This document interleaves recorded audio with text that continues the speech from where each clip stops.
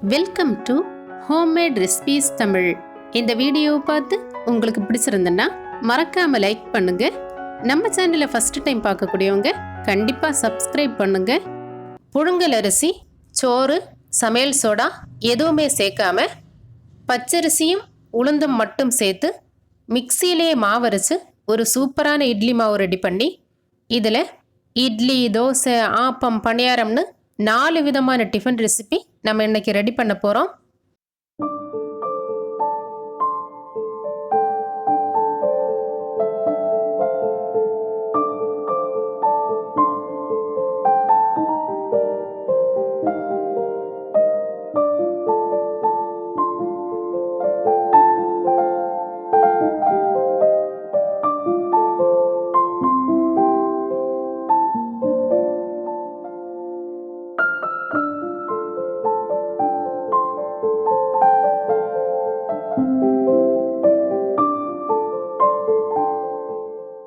இன்றைக்கி நம்ம ரெடி பண்ண போகிற இந்த இட்லி மாவு ரெசிபி ரொம்ப ஈஸியான ஒரு ரெசிபி தான். நம்ம எப்பவும் போல் புழுங்கல் அரிசி, சோறு எதுவுமே சேர்க்காம இன்றைக்கி வெறும் பச்சரிசியும் உளுந்தும் சேர்த்து தான் இந்த இட்லி மாவு நம்ம ரெடி பண்ண போகிறோம். ஃபஸ்ட்டு நம்ம ஒரு பாத்திரத்தில் அரிசி அளந்தெடுக்கலாம். இன்றைக்கி நான் எடுத்துருக்கக்கூடிய அரிசி கடையிலிருந்து வாங்கின பச்சரிசி தான். நீங்கள் எந்த பச்சரிசி வேணாலும் யூஸ் பண்ணலாம், ஒன்றும் பிரச்சனை இல்லை. இந்த பச்சரிசியில் 3 கப் அளவுக்கு பச்சரிசி எடுத்து இந்த பாத்திரத்தில் சேர்க்கலாம். இப்போது 3 கப் அளவுக்கு பச்சரிசி இந்த பாத்திரத்தில் சேர்த்தாச்சு. அடுத்ததாக பச்சரிசி அளந்தெடுத்த அதே கப்பில் தான் 1 கப் அளவுக்கு உளுந்து எடுத்திருக்கேன். இந்த உளுந்து, பச்சரிசி ரெண்டையுமே தனித்தனியாக ஊற வைக்காமல் ஒரே பாத்திரத்தில் தான் நம்ம ஒன்றா சேர்த்து கழுவி ஊற வச்சு இதை ஒன்றாவே நம்ம அரைச்செடுக்கவும் போகிறோம். ரொம்ப ஈஸியாக இருக்கும் இப்படி பண்ணினோன்னா. நம்ம மிக்சியில் இட்லி மாவு அரைக்கும் போது உளுந்தை தனியாக அரைக்காமல் இதே போல் அரைச்சோன்னா நமக்கு அரைச்செடுக்கிறதுக்கு ஈஸியாக இருக்கும். இப்போ நல்லா சுத்தமாக கழுவி எடுத்த இந்த அரிசியும் உளுந்தையும் ஒரே பாத்திரத்தில் போட்டு அப்படியே ஊற வைக்கலாம்.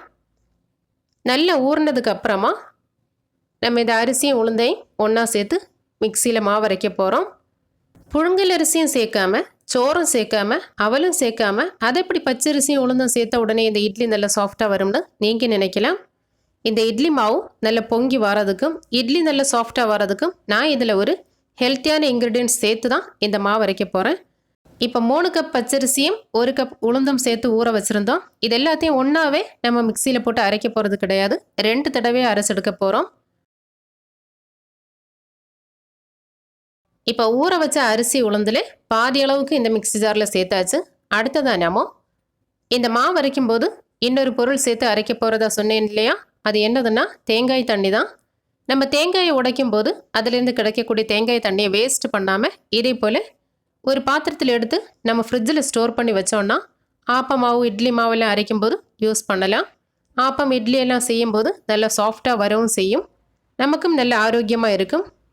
இந்த தேங்காய் தண்ணியை ரொம்ப நாளெல்லாம் ஃப்ரிட்ஜில் வச்சு ஸ்டோர் பண்ணாமல் ஒரு 3 நாள் 4 நாள் ஸ்டோர் பண்ணி வச்சுட்டு எடுத்து யூஸ் பண்ணணும்.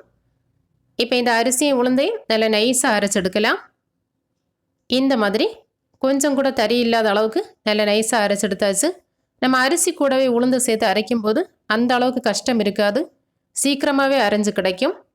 இப்போ இந்த அரைச்செடுத்த மாவை தனியாக ஒரு பவுலில் சேர்த்தாச்சு. அடுத்ததாக மிச்சம் இருக்கக்கூடிய அரிசி உளுந்தையும் இதே போல் நம்ம அரைச்செடுக்க போகிறோம்.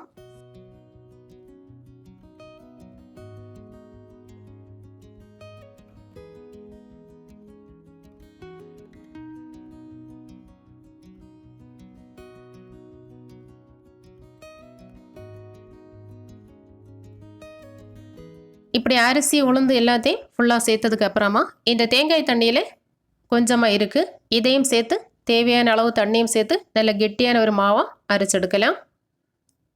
நம்ம இட்லிக்கு மாவு அரைக்கும் போது ரொம்ப அதிகமாக தண்ணி விட வேண்டாம், இந்த மாதிரி கரெக்டான அளவில் தண்ணி விட்டு அரைச்செடுத்தா போதும். இப்போ அரைச்செடுத்த எல்லா மாவையும் இந்த பவுலில் சேர்த்தாச்சு. இனி தண்ணி எதுவும் சேர்க்கக்கூடாது. நம்ம மிக்சியில் அரைக்கும் போது இந்த மாவு கொஞ்சம் லூஸாக தான் இருக்கும், எக்ஸ்ட்ரா தண்ணி சேர்க்காம அப்படியே வைக்கணும். இனி தேவையான அளவு உப்பும் சேர்த்து நல்லா கலந்து விட்டுட்டு பாத்திரத்தை மூடி போட்டு இந்த மாவை அப்படியே புளிக்க வைக்கலாம். சாயங்காலமோ இல்லைன்னா நைட்டோ இந்த மாதிரி மாவை நம்ம ரெடி பண்ணி வச்சுட்டு மூடி வச்சிட்டோம்னா அடுத்த நாள் காலையில் எடுத்து டிஃபன் ரெடி பண்ணலாம். அப்போ மாவு நல்லா புளிச்சு பொங்கி வந்திருக்கும். உப்பு சேர்த்து நல்லா கலந்து விட்டாச்சு. இந்த மாவு எந்த அளவுக்கு லூஸாக இருக்குது பார்த்தீங்களா? இப்படி இருந்தால் போதும். இனி இந்த பவுலை மூடி போட்டு அப்படியே வைக்கலாம். அடுத்த நாள் காலையில் எடுத்து நம்ம டிஃபன் ரெடி பண்ணலாம். இப்போ அடுத்த நாள் காலையில் நம்ம மூடி ஓப்பன் பண்ணி பார்க்கும்போது இந்த மாவு எந்த அளவுக்கு பொங்கி வந்திருக்கு பார்த்தீங்களா? நம்ம அரைச்ச உடனே இந்த மாவு நல்ல லூஸாக இருந்தது. இப்போது இந்த மாவு நல்ல கெட்டியாக இருக்குது. இனி இதில் தண்ணி எதுவும் சேர்க்கக்கூடாது, அப்படியே இருக்கட்டும். இப்படி இருந்தால் தான் நம்ம இட்லி வேக வைக்கும்போது நல்லா வரும்.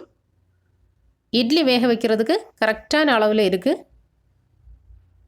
நம்ம அரைக்கும்போது சேர்த்த தேங்காய் தண்ணியும் தான். அதுக்கப்புறமா நம்ம இதில் ஒரு சொட்டு தண்ணி கூட சேர்க்கவே இல்லை. இதுதான் கரெக்டான அளவும். இனி அடுத்ததாக இட்லி தட்டில் மாவு ஊற்றி வேக வைக்கலாம். நம்ம இட்லி பாத்திரத்தில் தண்ணி வச்சு தண்ணி நல்லா கொதி வந்ததுக்கு அப்புறமா தான் இந்த இட்லி தட்டில் மாவு ஊற்றி வேக வைக்கணும்.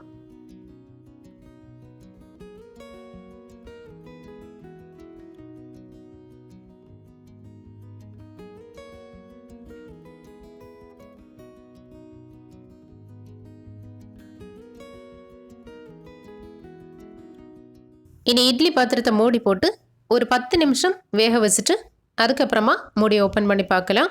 இட்லி எந்த அளவுக்கு சாஃப்டாக வெந்திருக்குன்னு பார்ப்போம்.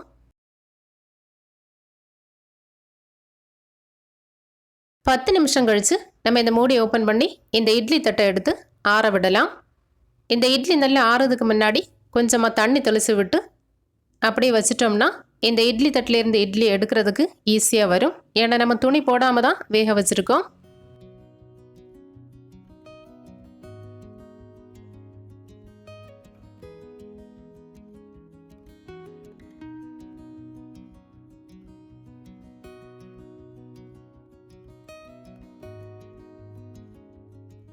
இப்படி தண்ணி தெளித்து விட்டதுக்கப்புறமா நல்லா ஆறுனதும் எடுத்து ஒரு பாத்திரத்தில் மாற்றிடலாம்.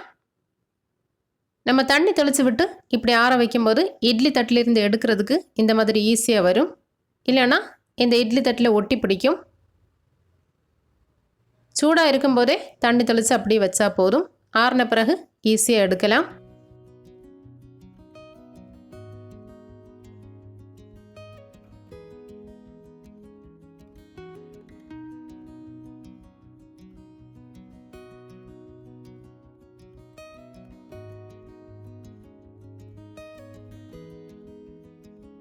எப்பவும் போல் புழுங்கலரிசி சோறு எதுவுமே சேர்க்காம வெறும் பச்சரிசியும் உளுந்தும் சேர்த்து மல்லிகை பூ போல் நல்ல வெள்ளை விளையார்னு சூப்பர் சாஃப்டான ஒரு இட்லி ரெடி பண்ணிட்டோம்.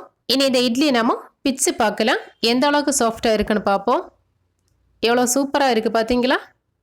இந்த பச்சரிசியில் நம்ம ரெடி பண்ணக்கூடிய இட்லிக்கும் புழுங்கலரிசி இட்லிக்கும் ஒரே ஒரு வித்தியாசம்தான் உண்டு. நம்ம இட்லியை வேக வைக்கும்போது வரக்கூடிய மனம் மட்டும்தான். மற்றபடி நம்ம சாப்பிடும்போது எந்த வித்தியாசமுமே தெரியாது. ட்ரை பண்ணி பாருங்கள். இனி அடுத்ததான் இதே இட்லி மாவில் இனி 3 விதமான ரெசிபீஸ் ரெடி பண்ண போகிறோம். அடுத்ததாக நம்ம ரெடி பண்ண போகிறது தோசை தான்.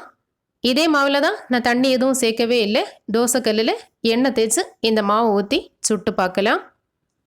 பொதுவாக எல்லா இட்லி மாவுலேயுமே நம்ம தோசை சுட்டால் நல்லா தான் வரும்.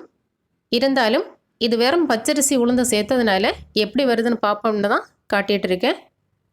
இப்போது ஒரு கரண்டி மாவு விட்டு இந்த மாதிரி பரப்பி விட்டதுக்கப்புறமா ஒரு 1/4 டீஸ்பூன் போல் நெய் விட்டு சுட்டுட்டோம்னா இன்னும் மனமும் டேஸ்ட்டுமாக இருக்கும். ஒரு பக்கம் வெந்ததும் திருப்பி போட்டு அடுத்த பக்கமும் வேக வச்சு எடுக்க வேண்டியது தான். திருப்பி போடும்போது கல்லில் கொஞ்சம் கூட ஒட்டி பிடிக்காமல் எவ்வளோ சூப்பராக வந்தது பார்த்தீங்களா? அவ்வளோதான். இப்போ அதே மாவில் நம்ம தோசையும் சுட்டாச்சு.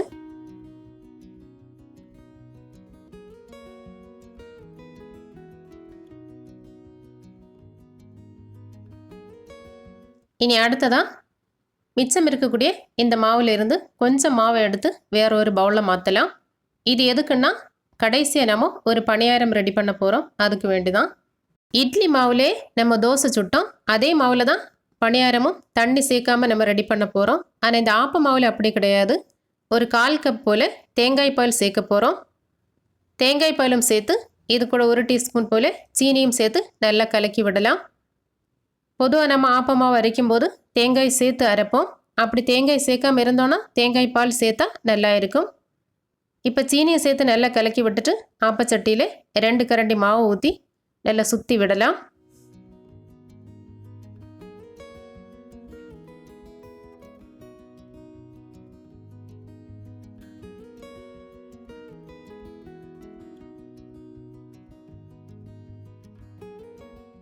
இனி ஆப்பச்சட்டியை மூடி போட்டு ஒரு 2-3 நிமிஷம் வேக வச்சு எடுக்க வேண்டியது தான்.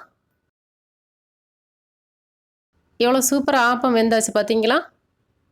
கொஞ்சம் கூட இந்த ஆப்பச்சட்டியில் மாவு ஒட்டி பிடிக்காமல் கையால் எடுக்கிறதுக்கே எவ்வளோ சூப்பராக வருது பார்த்தீங்களா? நல்ல சூடாக இருந்ததுனால நான் தோசை கரண்டியில் எடுத்துட்டேன். இப்போ ஒரே மாவில் நாம இட்லி, தோசை, ஆப்பம் 3மே ரெடி பண்ணியாச்சு. அடுத்ததான் ஒரு பணியாரம் ரெசிபி பார்க்க போகிறோம். கடைசியாக நம்ம பணியாரம் செய்கிறதுக்கு கொஞ்சம் மாவு எடுத்து வச்சுருந்தோம். இது கூட 1/4 மூடி துருவின தேங்காய், ஒரு சின்ன சைஸ் பெரிய வெங்காயத்தை பொடி பொடியாக கட் பண்ணி எடுத்திருக்கேன். 3 பச்சை மிளகாயை பொடி பொடியாக கட் பண்ணி, ஒரு சின்ன துண்டு இஞ்சி, கொஞ்சமாக கருவேப்பிலையும் எடுத்து வச்சுருக்கேன். இது எல்லாத்தையும் இந்த மாவு கூட சேர்க்கலாம். இனி இது எல்லாத்தையும் மாவு கூட சேர்த்து நல்லா கலக்கி விட்டுட்டு பணியார சட்டியில் இந்த மாவு ஊற்றி பொரிச்செடுக்க வேண்டியது தான். நான் இப்போ இந்த பணியாரம் பொரிச்செடுக்க கொஞ்சமாக தேங்காய் எண்ணெய் விட போகிறேன். கொஞ்சமாக விட்டால் போதும். இனி ஒவ்வொரு குழியிலையும் மாவு ஊற்றி ஒரு பக்கம் வெந்ததும் திருப்பி போட்டு அடுத்த பக்கமும் வேக வச்சு எடுக்கலாம். நம்ம திருப்பி போடும்போது கொஞ்சம் கூட இந்த பணியார சட்டியில் ஒட்டி பிடிக்காமல் நல்லா சூப்பராகவே வரும்.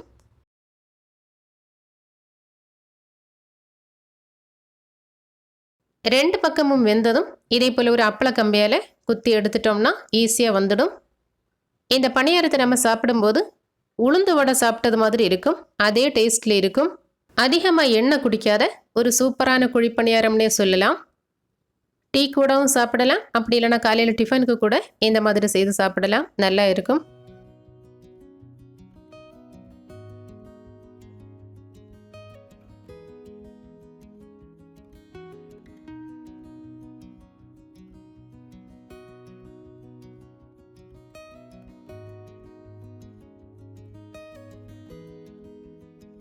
அவ்வளோதான். புழுங்கல் அரிசி சேர்க்காம பச்சரிசியும் உளுந்தும் சேர்த்து இந்த 2 பொருளில் ஒரு இட்லி மாவு அரைச்சு அதில் இட்லி, தோசை, ஆப்பம், குழிப்பணியாரம்னு 4 விதமான டிஃபன் ரெசிபி நம்ம இன்றைக்கி ரெடி பண்ணியிருக்கோம். இந்த வீடியோ உங்களுக்கு யூஸ்ஃபுல்லாக இருந்ததுன்னா வீடியோவை மறக்காமல் ஷேர் பண்ணுங்கள். இந்த ரெசிபி உங்களுக்கு பிடிச்சிருந்ததுன்னா வீடியோவுக்கு கண்டிப்பாக ஒரு லைக் பண்ணுங்கள். இதே போல் நீங்களும் ட்ரை பண்ணி பார்த்துட்டு உங்களோட கருத்துக்களையும் மறக்காமல் கமெண்ட் பண்ணுங்கள். மீண்டும் அடுத்த ரெசிபியில் சந்திக்கலாம். தேங்க்யூ.